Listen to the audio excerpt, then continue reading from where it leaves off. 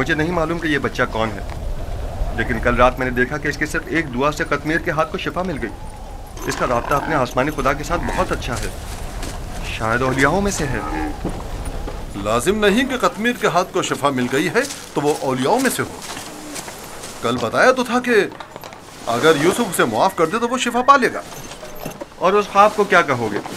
मैंने उसे देखा कि जहां जहां से वो गुजर रहा था वो खित्ता सरसब्ज़ और शादाब होता जा रहा था। ख्वाब कोई पैमाना नहीं है। तुम खुदा यकता को नहीं पहचानते? तुम्हें खुदा यकता की मार्फत नहीं? किसी पर जुल्म करोगे तो वो सजा देगा, या इस दुनिया फानी में या उस जहान बाकी में।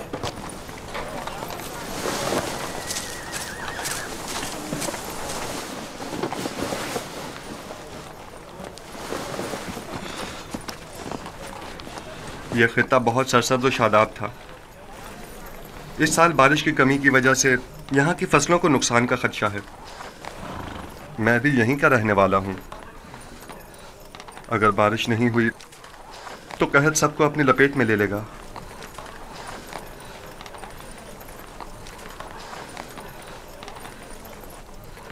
खुदावंद अपने बंदों पर बड़ा ही रहमदिल और मेहरबान है। जनाब मालिक, कारवां के एक बुजुर्ग की हालत ठीक नहीं है, मेरे साथ चलिए।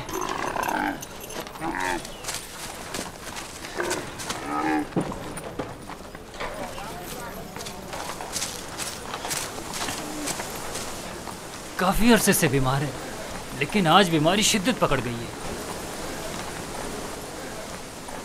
इसकी तबीयत ठीक नहीं।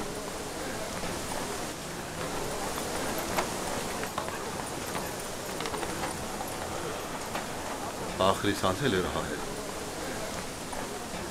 बचने की अब कोई उम्मीद नहीं। तो अब क्या करना है? इसको इसके हाल पर तो नहीं छोड़ा जा सकता।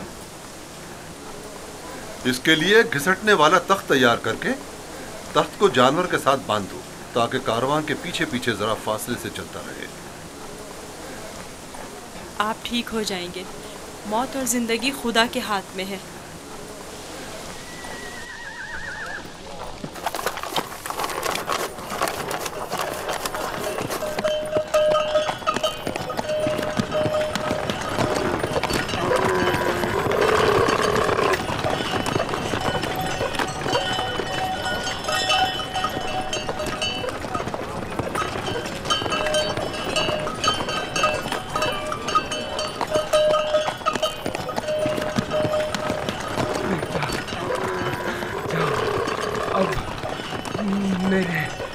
बचने की कोई उम्मीद नहीं। मैं अब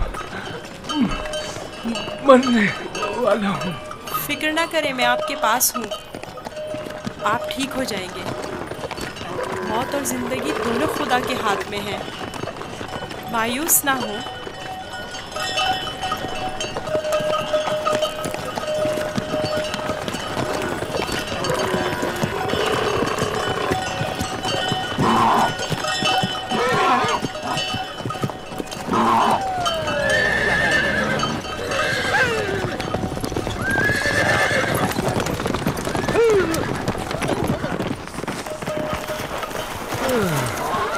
तुम इस बीमार के हमरा क्यों चल रहे हो?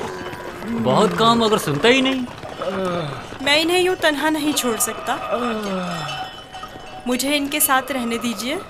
इसकी बीमारी शदीद है, तुम इसके लिए कुछ नहीं कर सकते। खुदा मदद करने वालों को पसंद करता है। आप मेरी फिक्र मत करें। इसका ख्याल रखना।